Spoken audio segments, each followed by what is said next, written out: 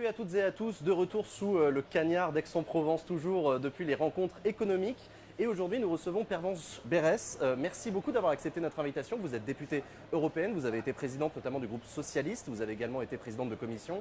C'est une institution que vous connaissez bien, le Parlement européen, puis les questions européennes d'une manière générale. Et les questions européennes, les gens qui regardent Acropolis en ont beaucoup entendu parler via l'émission L'Europe, l'Europe, l'Europe, mais aussi pendant tout le débat présidentiel. C'était un débat très européen, le débat présidentiel en France. Comment vous l'avez vécu, vous? Bonjour, d'abord merci de me recevoir à Acropolis. Bravo pour le travail que vous faites. Non, moi je suis très contente que l'Europe était au cœur de cette campagne. J'espère que ça ne va pas s'arrêter là parce que après la campagne, il faut la mise en œuvre. C'est vrai que Mme Le Pen a renoncé à l'abandon de l'euro. Ça dit quelque chose sur l'attachement finalement des Français à cette monnaie qui est un élément fort de la construction européenne. Mais elle a fait par ailleurs campagne sur des thèmes très protectionnistes, très anxiogènes vis-à-vis de l'Europe. Mais vous diriez que l'idée européenne a progressé pendant cette campagne? En tout cas, le président Macron a reçu un mandat européen. Oui, et il vrai. a rendu, et il a fait une campagne. Moi, je n'ai pas partagé du tout l'ensemble de ces thèmes de campagne, mais reconnaissons qu'il a voulu conjuguer une vision de l'avenir de la France avec l'engagement européen. Et le meilleur symbole de ça, c'est évidemment l'hymne à la joie le soir de son élection. Qui a retenti le soir de son élection, c'est vrai. Et qui a provoqué chez nos partenaires une très grande fierté. D'accord.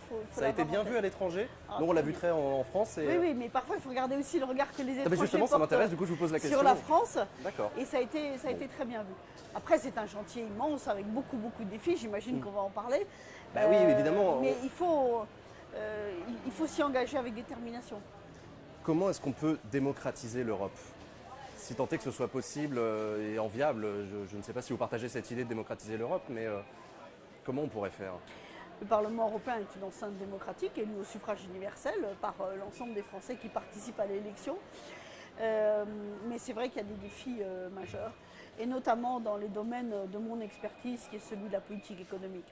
On ne peut pas avoir des budgets des États membres qui sont surdéterminés par un débat européen qui est mené dans les conciliabules de l'Eurogroupe ou du Conseil des ministres des Finances. Ça, c'est une chose qui doit s'arrêter.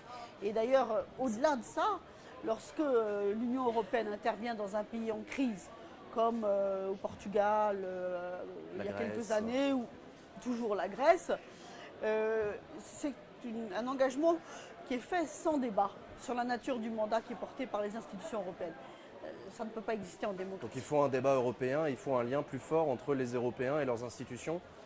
Oui, et puis il faut un pouvoir plus fort des institutions, là où la réalité du pouvoir s'organise. Alors à propos de pouvoir des institutions, vous avez parlé de l'euro tout à l'heure. Emmanuel Macron a proposé la création d'un parlement de la zone euro. Alors je rappelle, pour ceux qui nous regardent, que l'Union européenne fonctionne avec son parlement, ses institutions, sa commission. Mais au sein de l'Union européenne, il y a aussi l'eurozone, comme on dit, la zone euro, qui sont les pays membres qui partagent la monnaie euro. Est-ce que vous pensez que c'est une bonne idée de mettre de la démocratie parlementaire au sein de la gestion de la monnaie commune? Il y a déjà des éléments de démocratie. On n'est pas tout à fait dans un système adémocratique, mais il faut aller plus loin. Et il faut aller plus loin parce que il faut qu'on ait plus de moyens de profiter tous ensemble de l'euro. Et donc il faut parfaire l'euro. Et les prochaines étapes pour parfaire l'euro, c'est par exemple d'avoir un budget de la zone euro. Et qui dit budget d'un espace suppose contrôle parlementaire. Donc l'un ne pourra pas aller sans l'autre. Mais qui dit budget dit politique commune, du coup, politique économique de la zone euro? On avait même parlé d'un ministre commun de la zone euro de l'économie. Je crois que tout ça fait partie des propositions qu'il faut porter avec la réforme dans chacun des États membres, bien sûr, pour que chacun soit armé pour faire face aux défis qui sont ceux de demain. Mais on a besoin, vous savez, quand on a fait l'Union économique et monétaire, on a une politique monétaire qui est totalement intégrée, totalement fédérale. Et la politique économique, elle dépendait de chaque État membre. Et on a dit, bah oui, mais puisqu'on a la même monnaie, il va falloir coordonner. D'accord. Et la coordination, finalement, ça ne marche pas terrible. Ça marche pas très bien. Bon, alors une fois qu'on a reconnu ça... Donc d'une certaine manière, le verre était dans le fruit depuis le début, on n'est pas allé au bout. Il aurait fallu en fait créer une monnaie, créer créer une politique commune d'entrée de jeu peut-être? On a fait la méthode européenne, c'est-à-dire une méthode des petits pas. Ouais. Et on a vécu dans une ambiguïté créatrice jusqu'au moment où on touche les limites de cette ambiguïté créatrice. Et c'est le moment, je crois, dans lequel nous sommes. D'accord. À propos de petits pas, il y a un autre sujet qui avance à tout petits pas depuis très longtemps, c'est la question de la défense. La question de la défense qui devient de plus en plus prégnant avec l'actualité en Syrie, au Sahel également. Quel est l'avenir pour vous de ce débat? Vous êtes plutôt optimiste, plutôt pessimiste? Je crois que ça fera partie de la grande négociation franco-allemande qui s'engage. Et ça fait partie des atouts incontestables de la France. Aujourd'hui, après le Brexit, la France est le seul pays à avoir une véritable politique de défense. Ça fait partie de ses atouts dans la négociation. Parce qu'on sait que l'Allemagne est plutôt frileuse sur l'idée que l'Europe est une politique de défense. On sait que la France, on l'a vu ces dernières années, est plutôt engagée à l'étranger. Vous pensez que Merkel et Macron... C'est un thème qui fait débat en Allemagne. Hein. C'est vrai, d'accord.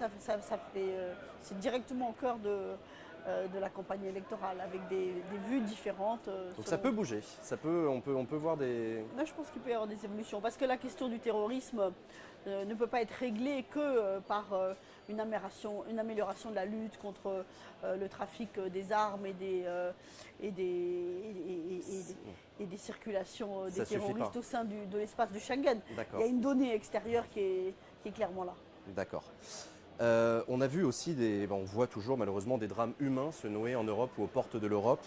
Je pense à la crise des réfugiés qui continue à mourir en Méditerranée. Il ne faut pas dire la crise des réfugiés, il faut dire l'afflux de réfugiés. L'afflux de réfugiés, d'accord. L'afflux de réfugiés et les persécutions d'homosexuels en Tchétchénie, ces deux exemples récents. On n'a pas un peu l'impression que l'Europe est impuissante face à ces défis? Elle ne peut pas rester impuissante et elle doit parler d'une voix. Et je crois que la question de savoir comment est-ce que l'Europe défend ses valeurs est une question absolument essentielle. Vous savez, la caractéristique de l'Europe à l'échelle mondiale, c'est quand même d'être un espace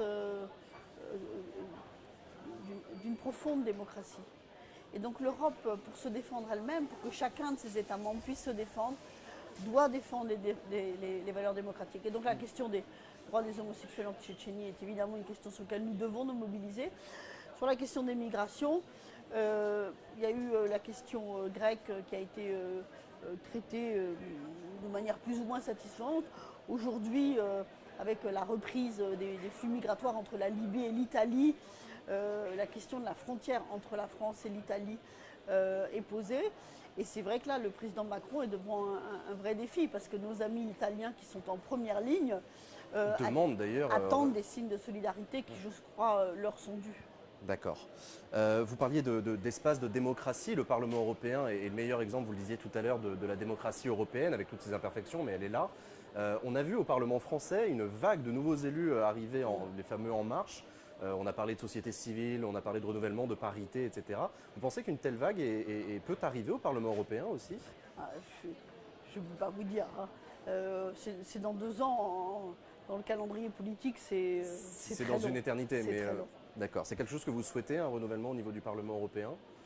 Moi, je souhaite qu'il y ait un parti socialiste bien représenté au Parlement européen, parce que je pense que, y compris pour que le président Macron réussisse, il a besoin d'interlocuteurs socialistes forts. D'accord. Et c'est vrai à l'échelle nationale, c'est vrai à l'échelle européenne. D'accord. Pourquoi est-ce que vous venez ici aux rencontres économiques à Aix-en-Provence? Qu'est-ce que vous venez chercher et rencontrer? C'est un formidable moment d'échange, hein, parce que se mêlent des académiques, des entreprises, des responsables politiques.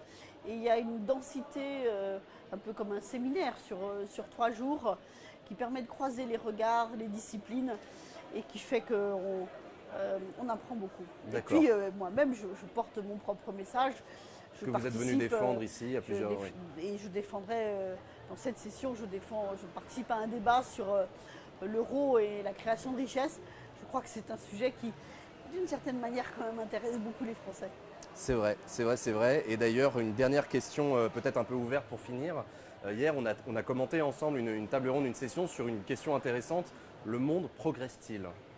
D'après vous, Pervenche Berès, est-ce qu'on peut dire que le monde progresse? Par rapport à quand? Sur quels critères? que l'économie chinoise, brésilienne, indienne émerge d'une situation où ils étaient considérés comme des pays sous-développés, c'est un progrès manifeste. La question aussi, c'est qu'est-ce que vous mettez comme curseur du progrès?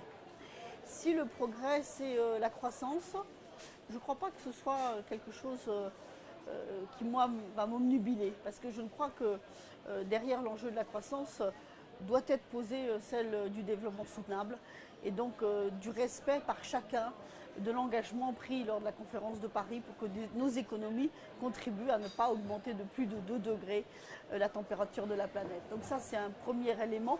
Pour moi, le progrès dans les années à venir, il se jugera à l'aune de la capacité à contribuer à ça, au respect du moins 2 degrés dans le réchauffement climatique, et puis à la réduction des inégalités. Car sinon, il n'y aura pas de progrès.